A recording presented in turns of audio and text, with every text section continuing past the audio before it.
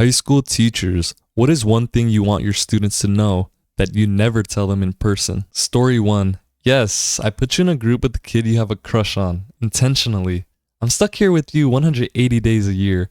I want to see some drama.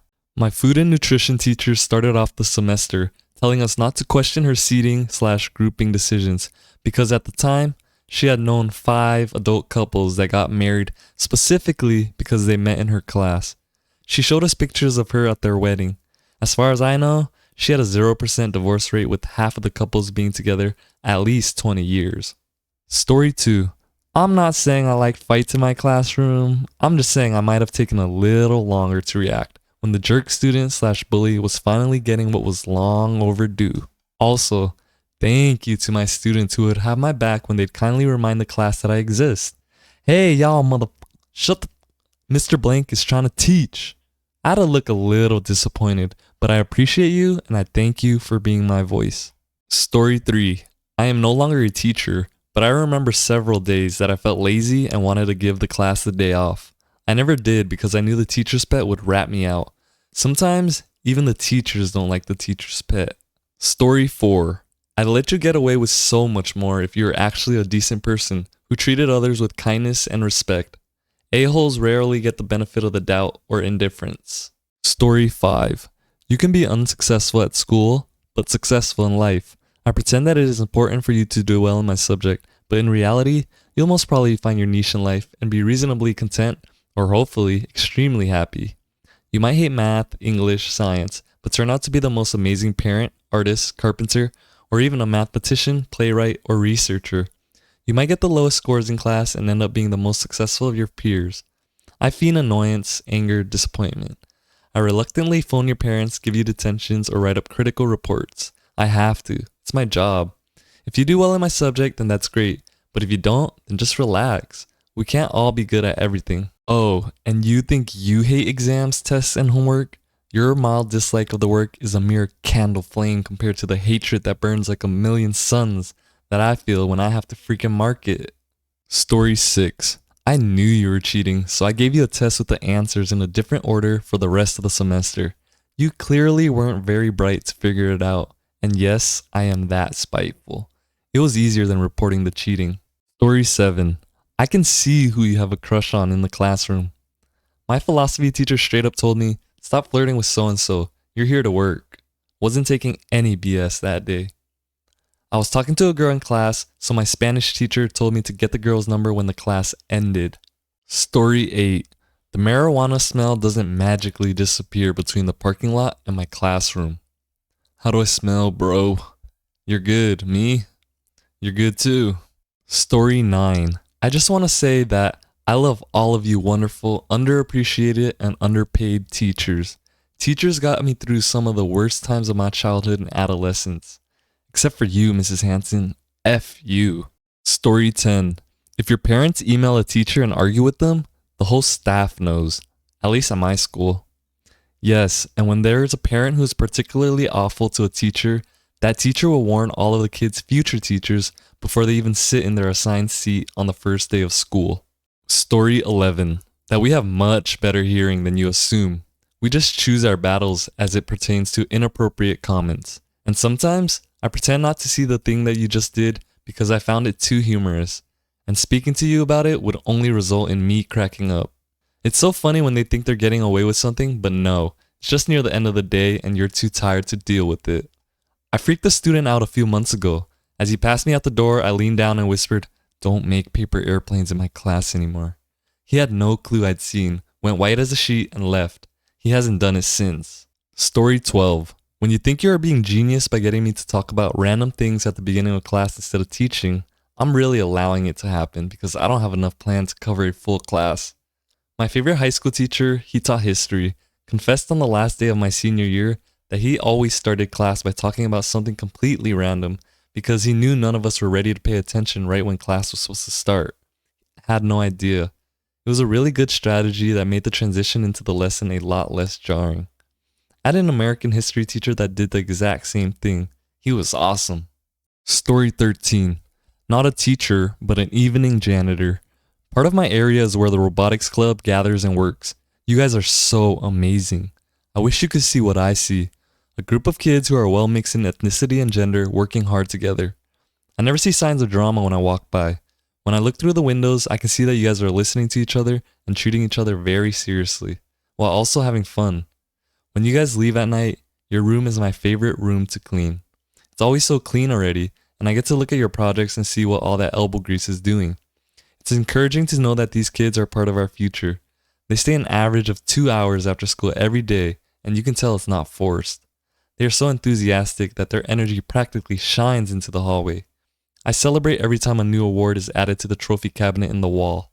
Story 14. I'm a bus driver. Sit the F down. You will die if I crash. Story 15. I can definitely hear the horrible things you're saying. Yes, I see that you're on the other side of the room. I may be old to you, but I am certainly not deaf. Also, that teenage boy is definitely going to buy you a Big Mac in exchange for a good time. 100 out of 100 times. I need the story on that second one. This girl was telling a boy about how hungry she was and didn't have any money. They didn't think I could hear them, of course. She says, I'll S your D if you buy me a Big Mac. We're not exactly in the best area. I pretended like I didn't hear it, of course. Story 16. You are right. The administration is completely out of touch when it comes to technology. I also work better while listening to music on my phone. Story 17. That my students are the reason why I'm second guessing having my own kids. My students are the reason I don't have kids. Story 18. I teach middle school, not high school, but for me, it's that I know stuff sucks at home.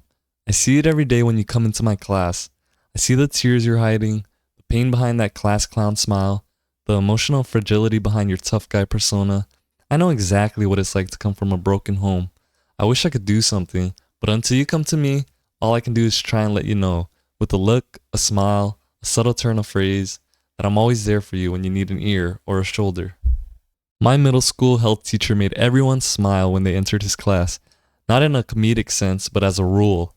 He made it very clear to all of us that our problems, however big or small, do not need to follow us into his class. He promised that for 45 minutes, we got his undivided attention and wanted the same. You need to smile to get into the door. Even if you were having the worst day of your life, you had to smile to get entry into his class. He was a health teacher, and he was big on mental health. He said it is important to smile at least once a day, and he wanted us to meet that quota before his class began.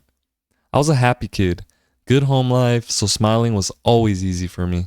The next year, when my family life became a nightmare, I had to promise myself I would smile at least once a day. I broke that promise many times, but I did my best. And you know what? I got to a point where I could trick myself into being happy. It took me a while to finally become happy. I try to smile when I wake up in the morning. I smile when I make eye contact with a stranger. It didn't dawn on me that every time a student smiled as we entered his class, he would also smile back. Part of me wonders if that was the real trick to it all. Having someone smile at you can make you feel better. Smiling at someone can make their day better. Even if you don't mean it, try to smile. Eventually, it will become genuine. Story 19. Please stop juuling in the classrooms. That's what the bathrooms are for. Recently, my school put detectors in the restrooms, but some kid in one of my classes still needed his nicotine fix. So he ripped the fat one with his face in his backpack. He said the smoke was his laptop malfunctioning. Story 20. That it's just as weird for me as it is for you when we bump into each other in public. Edit. Instead of responding to all, I'll tell my story here. I went on vacation with my then girlfriend and bumped into a student 3 states over. We both kind of shook our heads no at each other and kept walking, silently agreeing to not address it. I saw this same student 2 months later during the summer at a concert where they were underage drinking. We just shook our heads at one another again, keeping that same silent agreement. I saw this same student 4 more times during the summer, entirely by accident. It was never discussed. I saw my English teacher at the grocery store once. We made eye contact and I nodded. He nodded back. We kept walking, said nothing about it the next day, never brought it up. That's proper procedure. One of my high school Spanish teachers came to view my parents' guest house that was for rent. I made sure I went on and said hola to her. I couldn't have my Spanish teacher living 20 feet from my house, even if she was one of the hot teachers. Gabriela, the hot high school Spanish teacher, is looking for a new place to live when she finds a guest house listed on Craigslist. Little does she know it's on the property of the parents of Jimmy, her favorite student. School nights are about to get caliente this fall. In mi casa es su casa. Story 21. If I didn't think you would abuse the situation, I would really enjoy being more human and casual around you. I think you're a fun person to be around. This one hits home. I was close with a couple teachers through high school and would even put in extra effort in those classes, but when the teacher would get to a comfortable level around us, it was easy to forget that they got there because of the effort I put in. And it isn't an excuse to stop trying just because they like me. I think this is true for all relationships, friendships, or otherwise. Story 22. You're unique. You're not special. Set your goals high, but understand that if you change your goals to needs, you will have a lifetime of disappointment. Story 23. The odds of you using any specific piece of knowledge you learn in high school is slim. The odds of you using some piece of knowledge from high school is near absolute, and you have no idea what it's going to be or when it will happen, so you may as well try at all of it. The biggest thing you're going to learn is how to learn. Story 24. To my freshmen, yes, I always know when you didn't do my math because you stayed up late playing Fortnite. You added me as a friend on Epic, so I see that. Also, the amount of homework not done in lower grades when new battle passes come out is so coincidental.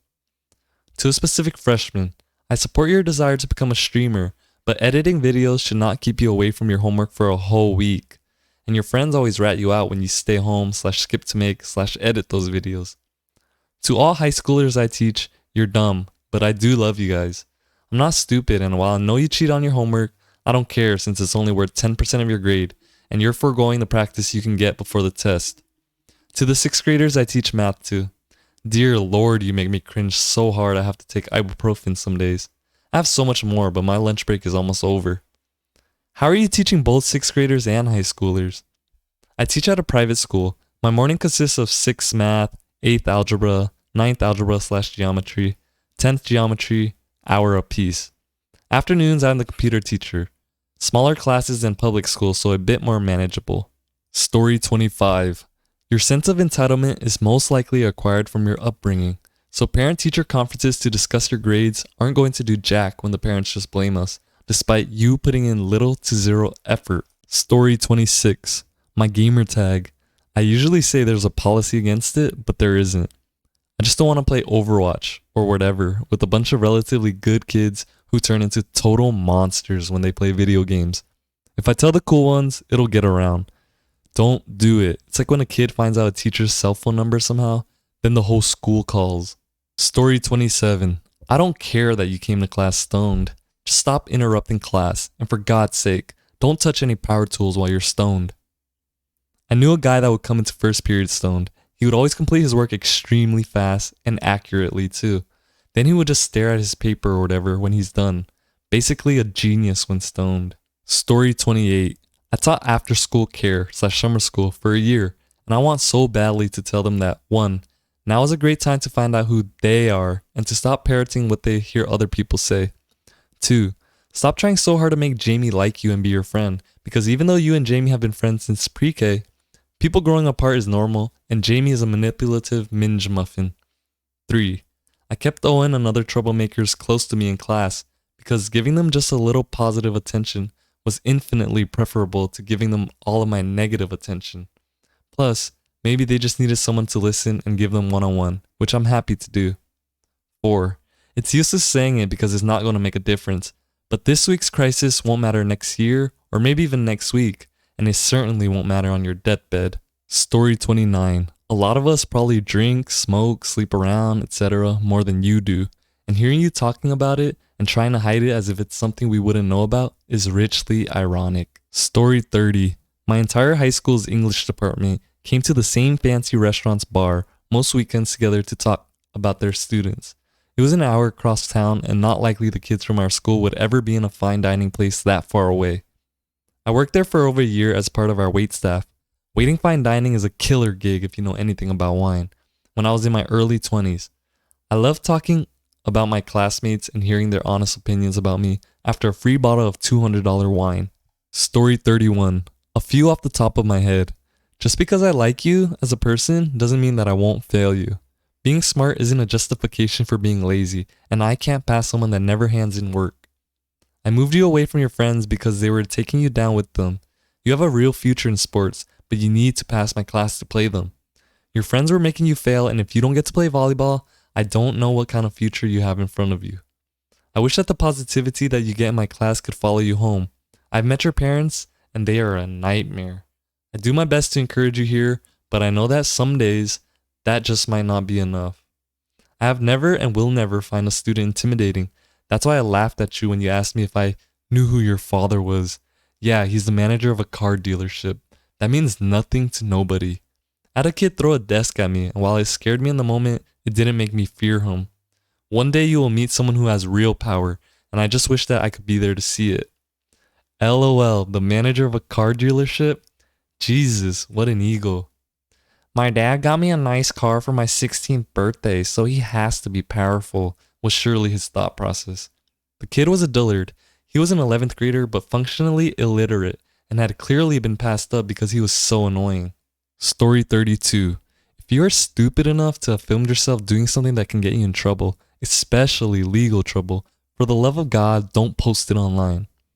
I'm not telling them this because plenty of them would see it as me approving of them misbehaving, as long as they don't get caught. Story 33. I hate the texts as much as you do, but everyone just shrugs when I suggest changing them up. I'm sorry they made us keep that awful after book on the list. I genuinely offered to buy them all back from the students so I could burn the waste of time that they are. I had an eccentric literature teacher in high school, Dr. Patik, who was required to teach the Odyssey. He absolutely hated it.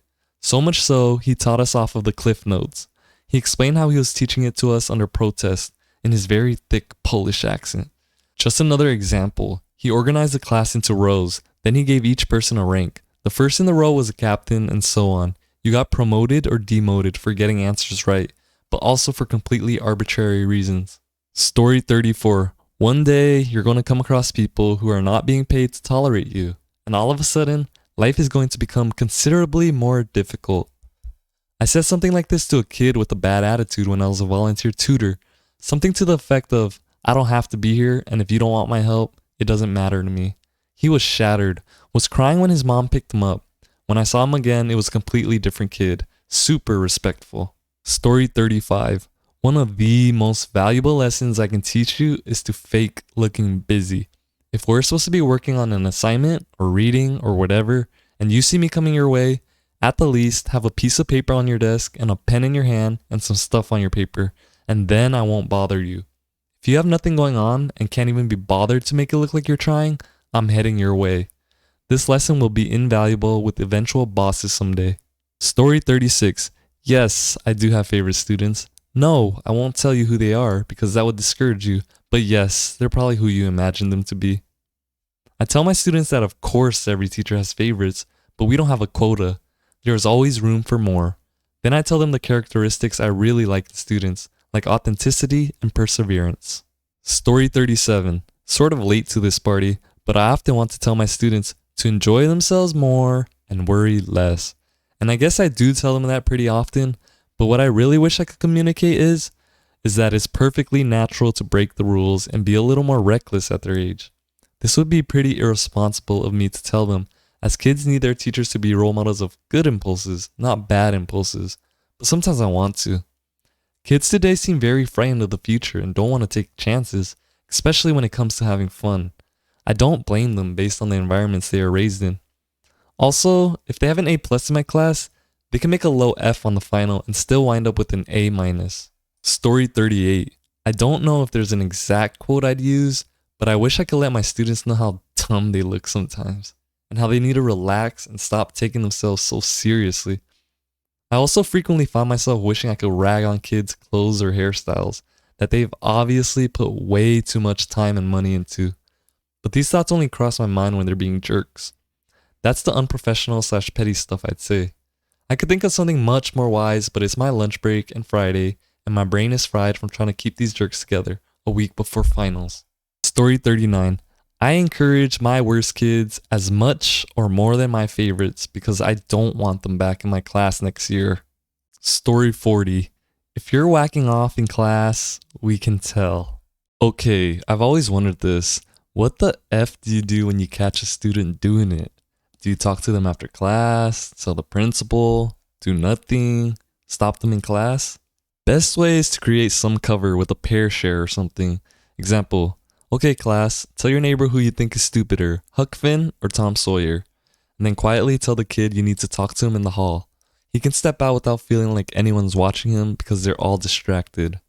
After a few minutes of cool down time, step out and say, you look like you were feeling sick. Do you want to go to the office and call home? They'll deny feeling sick and you can say, well, something seemed wrong. Let me know if you need to go to the office. This way they can save face while also realizing that people notice when you're doing something really freaking stupid in a public place. I had a teacher that would say there were only 2 reasons your hands would be moving in your lap and you weren't supposed to be doing either of them in class. Story 41. If you're going to eat in class, stop staring at me while you're doing it. You're ratting yourself out. I've already answered this in a comment. The reason the students aren't allowed to eat is because those are the school rules. I have no say in the matter and I won't jeopardize my job for it, especially because it's my first year working there and my supervisor pops in once in a while. Secondly, I do allow water, no drinks allowed either, and I let them finish their meal outside before the second bell goes off. Sometimes they even offer me some. And if they're truly hungry, they know this, they can just ask me in the beginning of class to eat outside. I also don't punish them when I catch them. I just politely ask them to put it away and have a laugh. Telling them angrily will just piss them off. See, I'm not a complete monster. Story 42. I think what you learn in the other classes is mostly useless rubbish. The things you're supposed to do to learn it is boring and ineffective, and the way our schools are organized is archaic and not fit for humans, much less kids. Story 43. Your parents are literally the worst part of my job.